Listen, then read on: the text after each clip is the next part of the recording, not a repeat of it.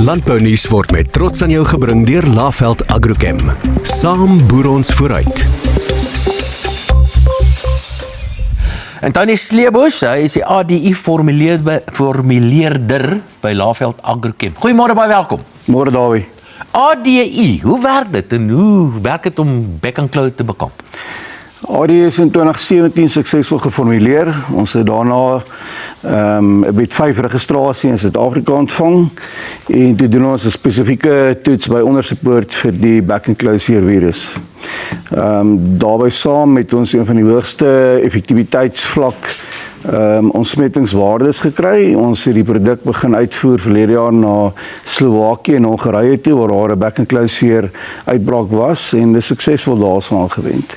So mense kan dit gebruik vir biosekuriteit, is dit die regte woord, maar mense kan dit ook gebruik vir sekondêre infeksies, glo. Ja, primêr met jou bek en klou seer wil jy graag die virus bekamp dat hy onder jou kudde uitbreek en ook op jou plaas natuurlik.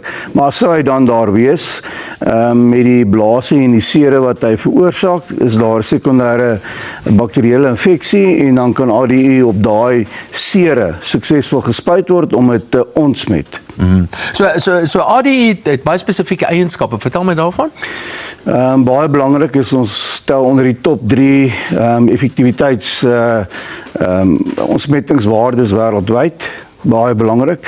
Dit maak dat ons kontaktyd aansienlik kort is. So met ander woorde, jy het 'n 30 sekonde kontaktyd nodig om die virus suksesvol te beheer, wat dit baie meer prakties maak op die plaas waar jy nie tyd het om vir 15 tot 30 minute te wag voordat jy vorentoe kan aanbeweeg op die plaas nie.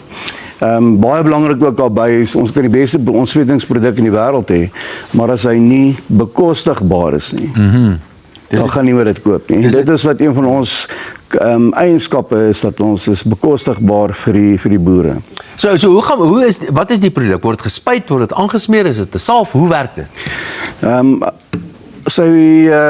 Hy kom uit in 'n poeier. Jy meng hom dan volgens die spesifikasies in water aan.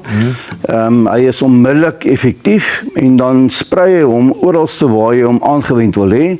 Sou dit wees op voertuie, op die diere self en dan natuurlik ook waar die sere is. Baie belangrik wat ons